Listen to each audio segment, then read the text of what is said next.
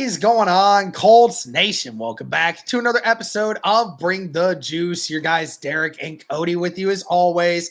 And guys, we're coming to you just after the Colts with another blowout win so far this season. Their third one of the year already. I'm telling you guys, it's the shirt. It's Cody wearing the shirt. It works every time. But listen, just want to say before we get started here, this episode is sponsored by FanDuel. Guys, if you picked the Indianapolis Colts to win against the Raiders with that spread earlier, you definitely were very happy. And as it currently sits, the Indianapolis Colts, as it currently sits, has the 10th best odds to win the Super Bowl. As it currently stands, Cody, they have a plus 2,500 just behind the San Francisco 49ers and the Los Angeles Rams, tied at that 8th spot right now. So, hey, if you guys are feeling feisty after what we have seen through the first 5 weeks of the Indianapolis Colts season, go be sure to check out FanDuel. They have more than just spreads and money lines. They have, like we said here, Super Bowl odds, division odds, individual stat odds, whatever you guys find interesting, go check out FanDuel today. But Cody, Indianapolis wins big again. They come back from that devastating loss to the Rams, in which you and I kept talking about it. It felt like the Colts should have won last week, but beat themselves and ended up having an issue. But then the Indianapolis Colts, they come back home on a day where Darius Leonard is getting honored. He's retiring from the NFL, signed a one-day contract to retire a Colt. What a better way to have that kind of announcement than to watch your team just absolutely blow out the Raiders today. And you and I were talking about it right before we hopped on here. It's a sign of a really good team that you didn't allow last week's game to hobble you. You took it, you said, okay, we're going to move on. And then you came back, you did exactly what you were supposed to do. You beat an inferior team, and not only beat them, but beat them badly. Yeah. And that's the big thing is we've seen in the past, Derek, where the Colts have had these letdown trap games, right? Where you're like, they should have won by 20 plus, but they make it close or they lose. And you're like, what in the world? Like, why did we play like that? And you're right. Like, this is the signs of a good football team, to be able to respond, to adversity. Because reality is you're not going to win every game. You're going to have dumb things that happen. You're going to have unfortunate things that make you lose games. But I think the signs of a good team and what separates good teams from not good teams is, like you said, how do you respond off of that? And that was something we didn't know because we hadn't seen the Colts obviously lose up until last week. So that was something I was very curious about going into this game is like, you look at the Raiders, Colts were 6.5-point favorites in this game. You felt like it probably should have been more with how the Raiders looked. They coming in, on a 3-game losing streak. You're like, this has all the signs of being a potential trap game. But to the Indianapolis Colts credit, like you said, they did what they needed to do. Not only did they win, but they won convincingly going away to the point where you could put in backup players in that fourth quarter. And like you said, now the third out of 5 games, Derek, where you have blown out inferior opponents. And that's what good teams do. They beat down these bad teams. And again, this isn't like college. That's the thing that's the most impressive about it, Derek, is this isn't college where, you're Ohio State going up against Grambling State. Like, you know what I mean? Like these are legitimate, these are pros. Like as bad as they've been, these are professional athletes. So any given Sunday, you can win or lose. I don't care how good or bad your record is. You can win or lose on a given Sunday. So like you said, this is a game where it was a get-right game in a lot of ways for this team after what happened last week. So, yeah, I was very, very impressed with how they handled everything. I mean, after that first offensive drive, I was like, oh, no, I don't know how this is going to go. It can go a couple different ways. It could go, it's going to look like that the entirety of the game, or they're going to fix it and they're going to figure it out. And they did. They obviously figured it out when it mattered the most there. And, at the end of the day, you're going to take not allowing a touchdown in this game, especially after how the last 2 weeks on defense had gone for you, right? So Yeah, all that to say, man, I was very impressed by pretty much all aspects of the team. I felt like all aspects of the team really helped to make this win possible. It really was from every single facet, Derek. It really was a total dominating game from this Colts team. So, it's funny, Cody, because I just looked it up. And so, outside of the first drive and the last drive of the game for the Indianapolis Colts, the Colts scored a touchdown on every single drive outside of the first and last one. I mean, again, it's like what we saw through the first 3 weeks, right? We kept talking about it. This Colts offense, it seems to just score all the time. Doesn't matter how you're doing it, they just seem to keep scoring. And that was another one of these moments where, again, like these teams that just don't have any business playing the Colts right now, the Colts are handling business. They are doing it. And it doesn't matter how they're doing it, whether it's passing the football or running the football, which, I mean, in all honesty, running the football today, it wasn't overall that great of a rushing performance by the Indianapolis Colts today from a yards perspective, but you still had 4 rushing touchdowns today, which is absolutely insane when you think about it. And we're definitely going to talk about it now. But before we do that, we're going to hop into Daniel Jones here, man. Actually, no, before we even hop into Daniel Jones, got to talk about probably the biggest news of the Indianapolis Colts day, and that was the injury to Spencer Schrader. Obviously got hurt on that second PAT, that second touchdown that they scored. That was Jonathan Taylor's first rushing touchdown of the day. Ended up getting hit on that and suffered a knee injury and did not return. Certainly hope that Spencer Schrader will return soon, but in the likelihood that he doesn't, Colts are going to have to make a change there, Cody, at kicker for the time being. I mean, it felt like that could have been something where if the Colts let that hang around, that could have really impacted the game. Thankfully, it didn't in this one. Yeah, and like we said it when I came in at halftime, if you keep doing what you did in that first half, it won't matter. And it ended up not really mattering in this game, right? Even though you had to go for 2 the rest of the way out, it really didn't matter at the end of the day. And that's the crazy thing, Derek, is you could have easily had more points. Like you put on 40, you could have had a couple more if Schrader doesn't get injured there, right? So, yeah, but all in all, man, I really do hope that Spencer Schrader is okay. That sucks. And also, the Raiders had a similar thing with their punter. He went out early. I think it was AJ Cole got injured in that one, and like one of the first punts, the Colts blocked it, and Cole went out. And I don't know if they punted the rest of the game. Did they? Back. He was like the holder, but I don't think that Cole ever like punted again after that. So, right. So it's just like it was just like a weird day of some kick guys, some special teams kickers getting hurt in this game. It was just weird, strange things. That doesn't happen a whole lot. And obviously the Colts didn't feel like they wanted to risk potentially trotting out Rigoberto Sanchez for any extra points. So it is what it is, man. But yeah, you're right. I really hope that the injury is minor and the Colts were just being careful with Spencer Schrader, because if not, if he has to miss time or if he's out for the year, you're going to have to figure out that kicker position, which is unfortunate because we know Schrader has been excellent for the Colts this year. Yeah. So I'm really hopeful that looked a lot worse than it was for Schrader. And hopefully he can get back sooner rather than later. So best wishes to Spencer Schrader there. Hopefully it's nothing major. Yep, hopefully so, man. And thankfully the special teams really didn't matter today. We'll talk about that here in a little bit too. But yeah, let's hop to Daniel Jones, man. Obviously last week, the first week that Daniel Jones didn't look like Daniel Jones a lot of the time. It was very inefficient at times, made a couple costly mistakes on a couple throws, was sacked a bunch of times in that game, and just was a little bit more off that time around. But this time, 20 of 29, so he completes 70% of his passes, 212 yards, 2 touchdowns, sacked 0 times in this game with a rating of a 113 QBR. I mean, talk about a bounce back game here, Cody. Again, he didn't really have to do a whole lot, but he made the throws that he needed to make.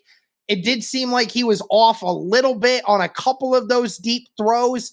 I'd like to say that it's probably mainly because he was trying to throw a couple to Doolin, and he's not used to throwing the football to Doolin a bunch of times, who had to step in for obviously Pierce, and A.D. Mitchell did not get time today. But all in all, I think it was a good day for Daniel Jones.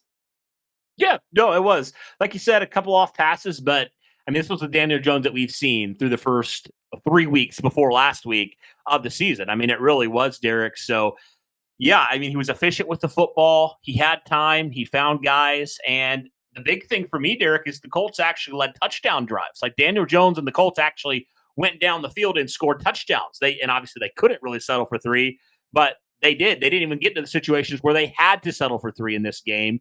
They just continued to be efficient, both running and passing the football. I mean, like you said, you had 3 rushing touchdowns in this game, or I'm sorry, you had 4, 3 from JT, and then you had another rushing touchdown as well in this game. You had 4 rushing touchdowns. Again, the other guy, I don't know if people know, Amir Abdullah had the one other rushing touchdown, who the Colts just signed. So yeah, you had 4 rushing touchdowns, 3 of them from JT, 1 from Abdullah, and then you had Daniel Jones throwing 2. So Derek, you had 6 touchdowns today in this game. So that is very, very impressive in itself. But yeah, I thought Daniel Jones was the Daniel Jones, Derek, that we have come to know this year for the Indianapolis Colts. And I have to say this, you can't underestimate the importance of Matt Gonsalves coming back at right guard. I mean, in pass pro especially, dude, the dude was insane. I mean, he was. He's so pivotal to what you do on your offensive line.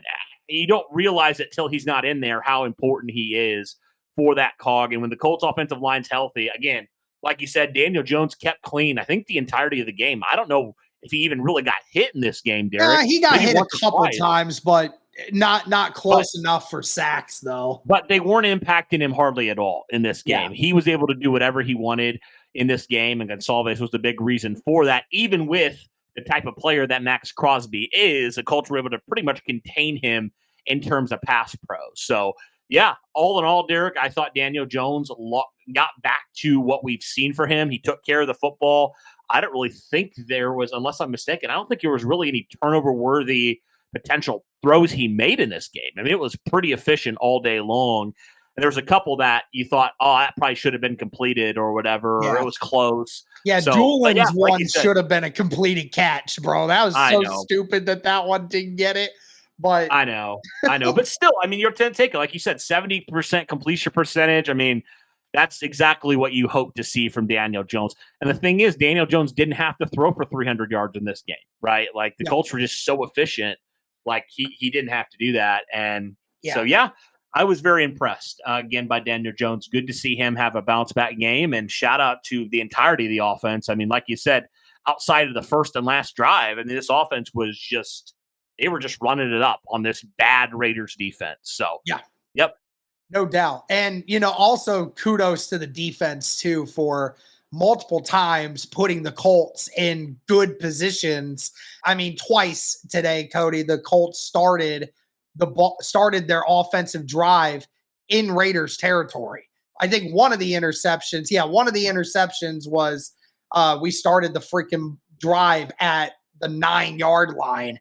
And then there was the turnover on downs where we started the drive at the 44, right? And then you had the blocked punt as well. And the blocked punt, which puts you inside the 10 there as well.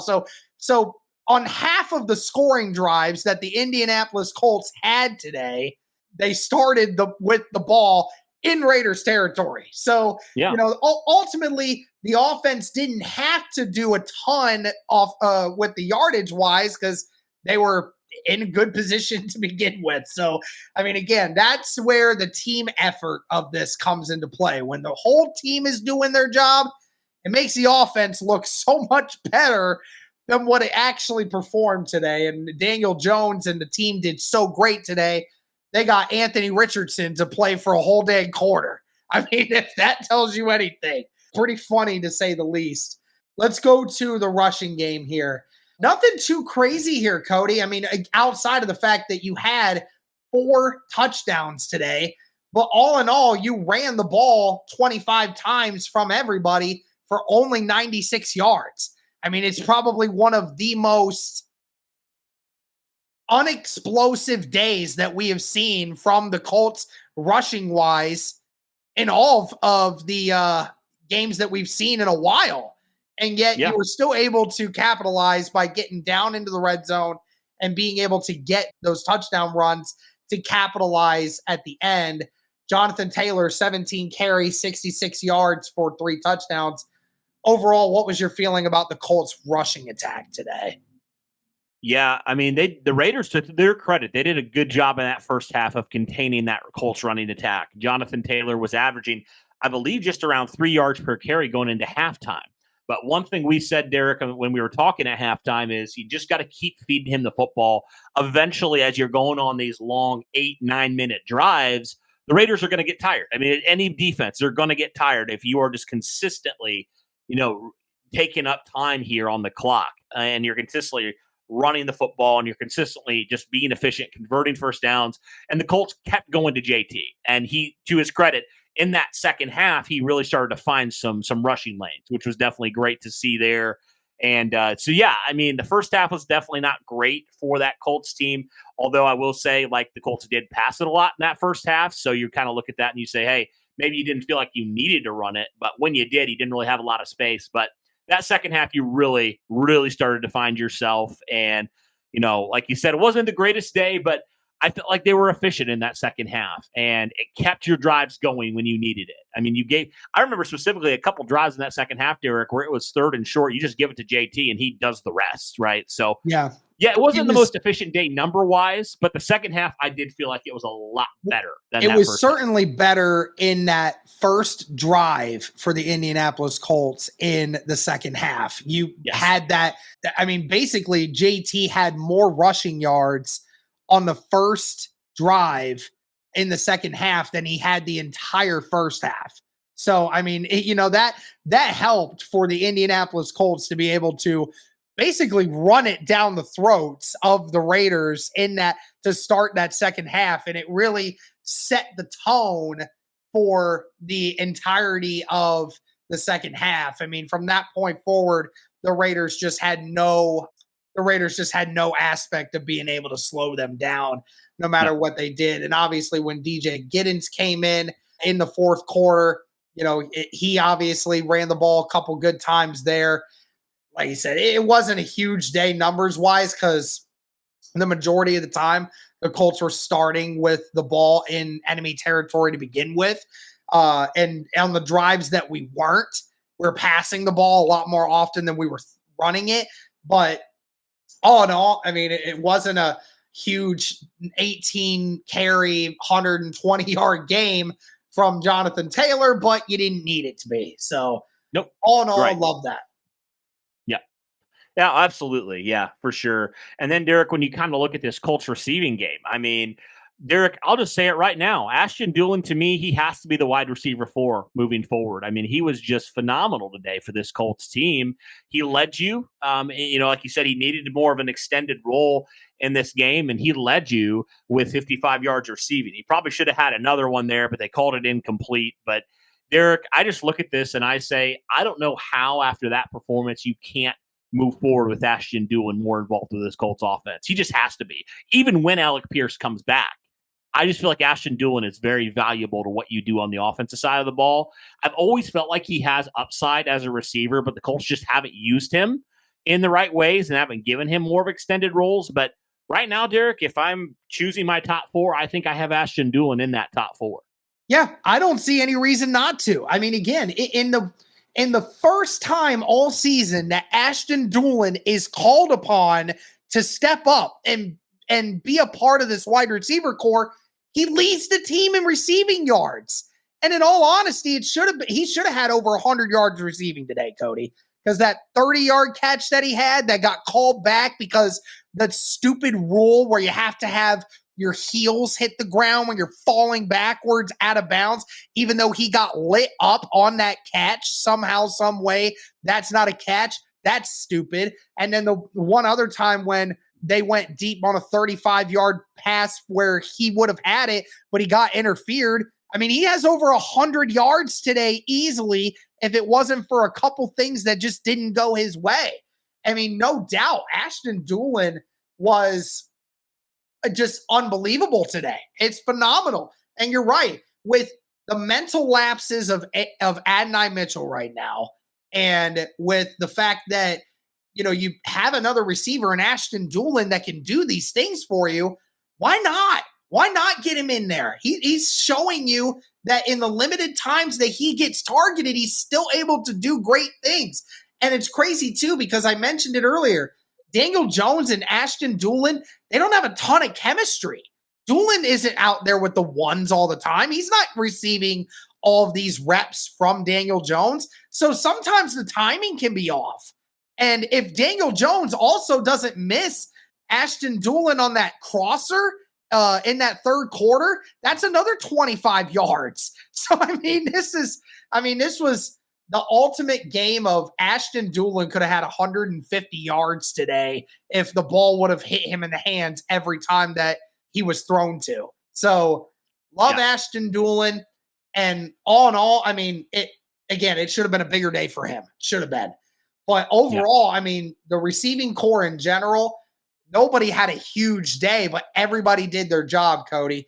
Josh Downs in pivotal second and third and long situations, getting first downs when it was absolutely needed. Huge from Josh Downs to be able to take over and get those much needed first downs. Tyler Warren early in the game got the passing offense going. Didn't really utilize him a lot in the second half. Didn't really need to. But early in the first quarter, Tyler Warren was being targeted a lot. Michael Pittman as well. Again, just a guy, you ask him to make a big play, he is going to get it. And, overall, Cody, every single one of your weapons did what needed to be done today, and they did their jobs well. You know what the scary thing is, Derek? You did this all without Alec Pierce, who has been one of the best deep threats the last couple of years. Like, you did this today without one of your best weapons on your offense, which is crazy. So, like you said, this wide receiver room, the thing I love about this wide receiver room is just that all these different guys have these different skill sets that they bring to the team, but it all helps you in your offense go. Like you said, Josh Downs, his longest catch of the day was only 12 yards. But what he does in the slot underneath, it's invaluable to what you do offensively. He takes a 4 or 5 yard pass and he makes a guy miss and turns it into 8 or 9. Yeah. Like, he does those things consistently, and that helps the offense be efficient, move the chains, do those things. And that kind of stuff, Derek, that is invaluable to what you do on the offensive side of the ball. So Josh Downs, I'm going to say it right now, Derek, on this stream, Josh Downs is the best slot receiver in football. And it's not close to me. He is that good. He is that good of a wide receiver. Good, nobody talks about him. Now, I know there's probably some other guys that are, get more of the stats and stuff, but Josh Downs right up there with anybody. I will go to bat for Josh Downs. He is that good of a player. And he's in an offense that spreads the ball around a lot. So he doesn't all the time get 10, 12 targets. But when he gets targeted, he makes plays. And like you said, Michael Pittman Jr. on his birthday gets a touchdown. Love to see that from MPJ. So great stuff there. That was a great catch by Pittman, by the way. He was open for a little bit. Daniel Jones rolled out, found him, and he caught it in between two guys there and made a great catch there. So he's definitely showing up his sure-handedness there. And then, Tyler Warren, also his first NFL receiving touchdown today. So there was definitely some cool milestones that happened today, which is great to see. Like we mentioned, Ashton Doolin doing what he did. And Derek, you're probably going to get Alec Pierce back next week. So you really love your receiving core in general. It's just such an exciting unit all the way around. Yeah. All these guys, all these different body types, but it's all coming together right now, man. And these receivers are helping their quarterback, Daniel Jones, a ton so far through the first 5 weeks. And not to mention too, Jonathan Taylor, 3 catches for 20 yards. Again, nothing too crazy, but those little catches where he can get 7, 8 yards, Cody. Those are pivotal, especially when those things come on first down. And, you talked about that 12-yard catch for Josh Downs that 12-yard catch was on a 3rd and 11. That's what we're talking about, right? That's the point. Josh Downs, you get in these these really bad situations, and yet Josh Downs is able to create something out of almost nothing, right? So that's what's great about Josh Downs. And you're right, dude. Like, I mean, this wide receiver room complements this scheme so well because the Colts don't have to throw the football to one or two guys to have an impact. You can throw it to 5 or 6 different guys and they all make impacts. They may not go for 150 yards and do the Puka Nakua thing every single week, but you don't have to because you know how to disperse the ball to so many different people, and it's so hard to game plan against a offense that throws the ball to every single person out there. You know, that when you were talking about that, you know what that reminds me of? I want to see if we're on the same page here. When you said that, when they have so many guys that it's hard to stop them, I thought of basketball, and I want to see if you catch my drift here. I thought of the Indiana Pacers, where they have all these guys that can help out their basketball team, and it's like, yeah, you don't have the player necessarily who's always going to go for 30 and 10, or whatever it is. But what you do have is you have all these guys who are going to help your team, and you can't defend them all because if you double this guy, then this guy's going to kill you. It just makes it so hard on other opposing teams.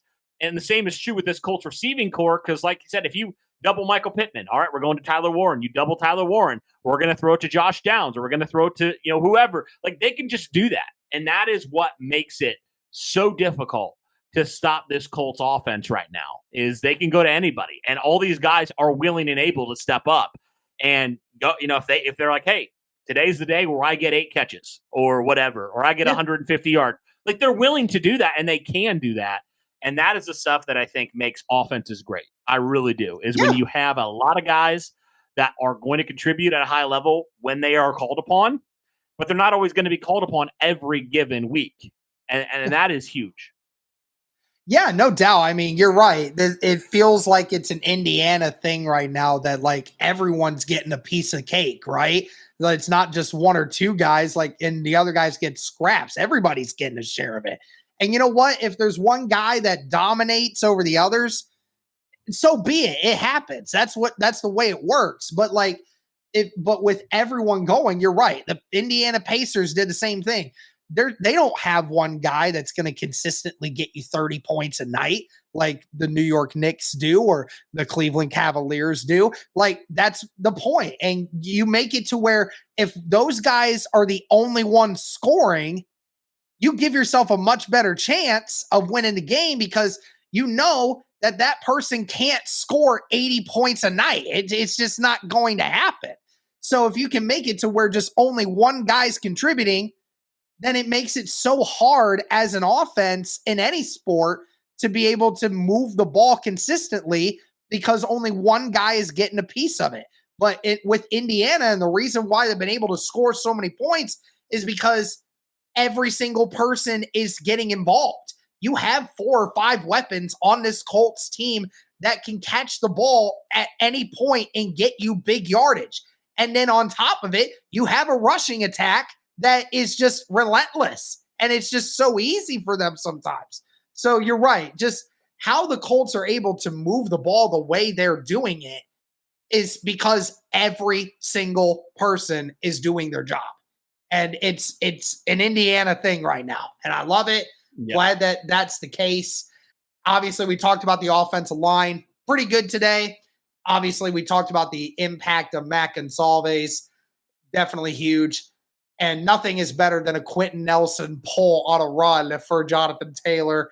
That's times 2. Yeah, times 2. It's literally the most lethal running option that you'll ever see in the NFL. Yeah, if you're an opposing defender and you see 56 coming, your eyes are getting the size of saucers, you man. You need to go down, bro. You just might as well go down. Just accept it. Get out of the way. He is going to hurt you. Get out of the way. But yeah, so let's move to the defense here, man, because you gave up 3 points on that opening drive.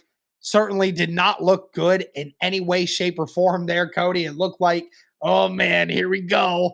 And then sure enough, the remainder of the game, the Raiders were able to move the ball down the field a couple different times, but there's a turnover here, there's a turnover there, there is a missed kick here, there is a penalty here that you forced and that stalled their drive.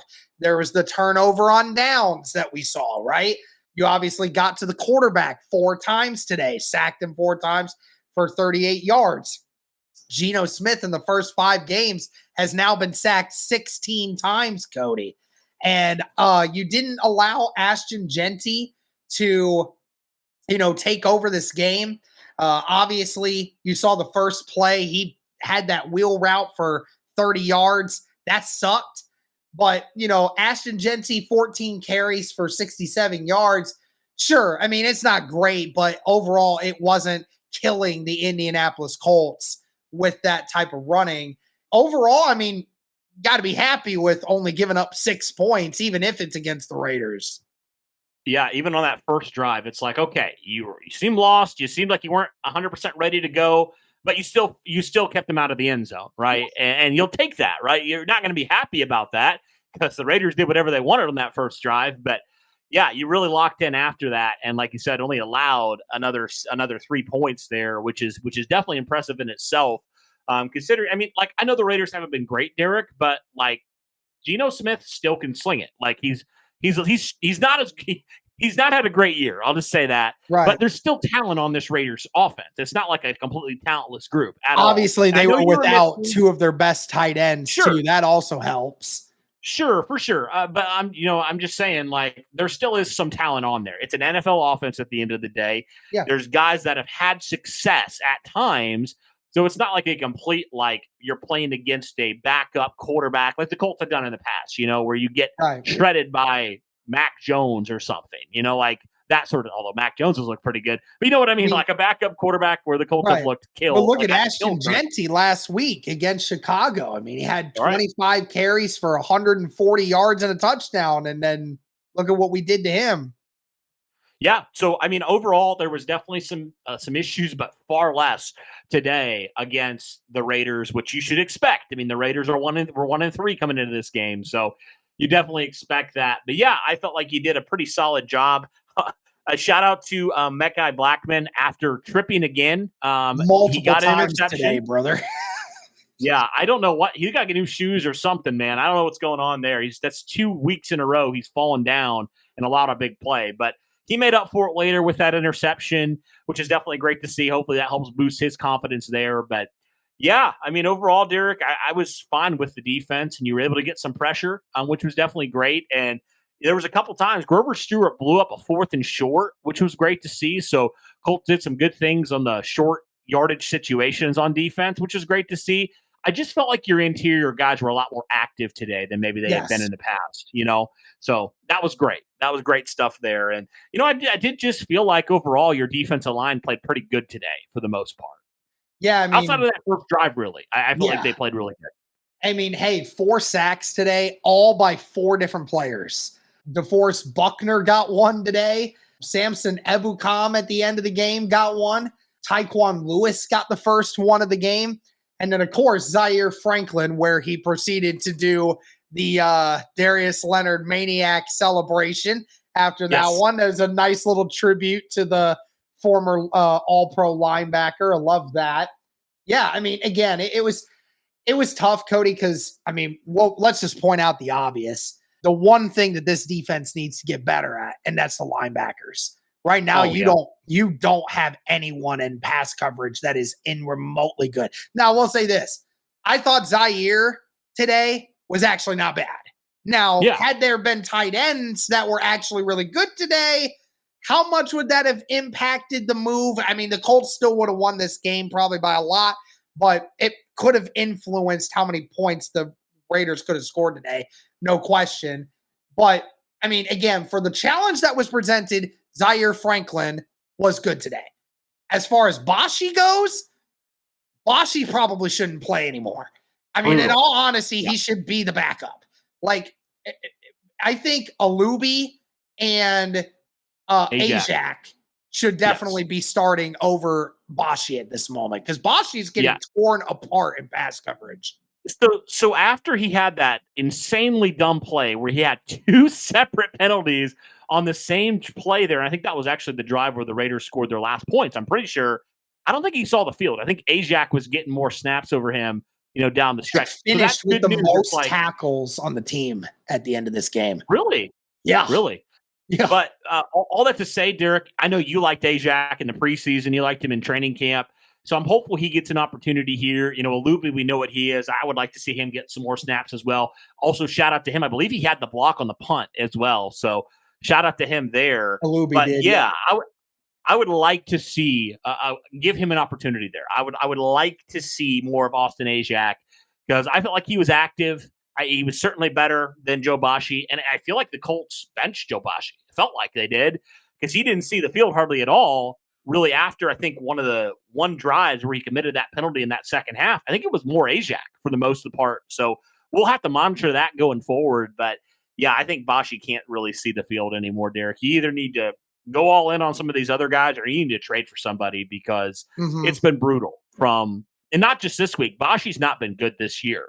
I mean, he did really well in camp, but he has not done well to start this season at all. He really hasn't. He's gotten exposed multiple times, and today was just kind of the icing on top. It feels like the Colts defense the last couple weeks, they've had like one player who's just been so ungodly awful that it just like gives the team, the opposing offense momentum. It just does. So last week goes Xavier Howard. This week it's Joe Boschy. Colts have done a pretty good job for the most part on the accountability piece. I mean, we saw what they did with A.D. Mitchell today. So I'm hopeful that continues with Boschy and he gives some other guys who I frankly think are better more opportunities. Yeah, no doubt. And you certainly hope that Jalen Carlisle will be back here in the next couple weeks. Really can utilize him. Special teams wise today, man. I mean, we got to talk about it. Obviously, we talked about Schrader being injured. And I will say this, for anyone that is getting to this part of the video, I should have said it in the beginning when we talked about Schrader. Because honest to God, most of you are probably not even going to make it to this part of the video. But the reason why the Colts didn't kick field or extra points at the end of that game for every time we were scoring touchdowns, there's a couple reasons. One, it's not like this is an extra point where it's at the 3-yard line and it's a 22-yard kick, right? That's not these anymore. It's a 35-yard kick. And, there are people that still miss them in today's NFL, okay? It happens. And Rigoberto, who doesn't kick field goals, that can be a tough one for him. And in the off chance that somehow one of those gets blocked, you're ending up with a situation where the other team can score points. So you didn't want to take the chance. You would feel much safer with the offense having the ball in its hands for a 2-point conversion and potentially missing out on a point than having Sanchez either mess up a kick or mess up the timing, and then it ends up having a situation where it gets blocked, they score points, and then they're getting the ball back, and then there's some kind of momentum that went their way. And on top of it, you didn't want him to get hurt. You just had a kicker get hurt because of that. If he gets hurt, then who kicks? Nobody kicks. Right. We don't have a kicker anymore. No one can kick anything. So then you're going to have freaking Joe Schmo, the 5th string linebacker that we've never heard of before that got called up on the practice squad. He's just going to have to freaking muff a kick, and that's going to put the Raiders at the 40-yard line to start every single time. So I think it was just more of just keep Rigo to do what he does best, which is just kicking off the tee for kickoffs and kicking punts. Just let him do that. That's his job. Let him only do that. You were in a better position to where you didn't have to have him in that situation where he could get hurt. Now, as far as the remainder of the special teams goes, Cody, it was great today, to be honest with you. Maybe the best special teams performance that we have seen from the Indianapolis Colts this year. I mean, to be quite honest with you, I mean, we have a situation where Ashton Doolin should have had a kick return for a touchdown, got called back by a stupid holding that should have never happened in the first place. And then on top of it, you have a situation where multiple times the Raiders started back in their own territory a lot. You didn't really give them a lot of great returns. And on top of it, they had a missed field goal today. And you had your blocked punt that put you inside the 10, which you scored a touchdown off of. I mean, overall, it was a fantastic performance by the special teams.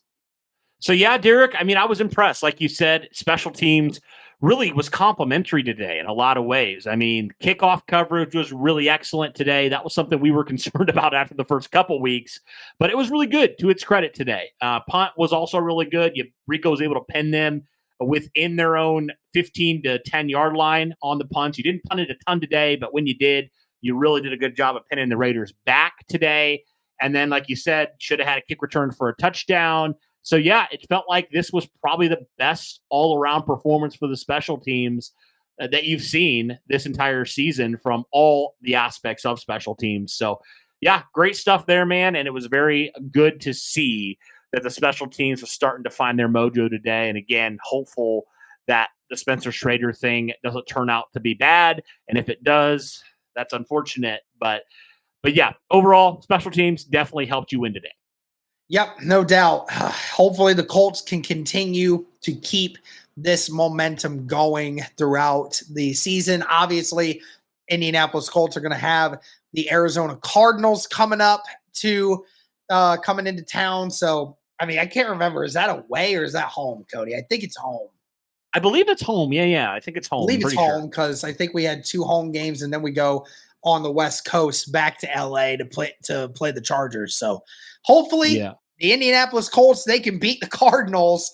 Then you're going to end up being 5-1 going into this particular situation with the Chargers. So right now, Cody, I mean, Colts are taking care of business. I mean, the fact that the Colts were this close to being 5-0 right now, I mean, it's crazy to think because, it's just if you don't beat yourself against the Rams, this team is tied right now with the Bills for the best record in the NFL right now. So certainly hope that the Colts will continue this momentum, man, because right now it is fun watching this team play. We haven't said that in a while. So this is encouraging, man.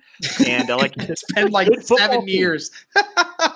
It's crazy. This team's good and they're fun. And we haven't had that in a while. So, yeah, this is the best I've felt about a Colts team in a while, man. It's encouraging to see consistency at some of the areas that we've seen the Colts do well in. Because, sometimes you'd be like, well, it's only been a couple of weeks of this offense doing what they're doing. No, it's been 4 out of the 5 games, Derek. This offense has been unstoppable. And even last week, 14 points right there. If you add that, you score over 30 again. So this offense has been explosive. They're dangerous. And if you get the defense to come alongside and start playing some more complimentary football like they did today, you're going to be a problem in the AFC.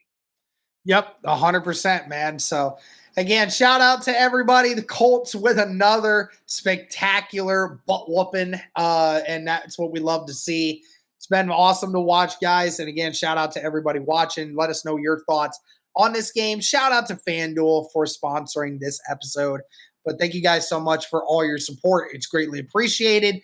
And as always, go Colts.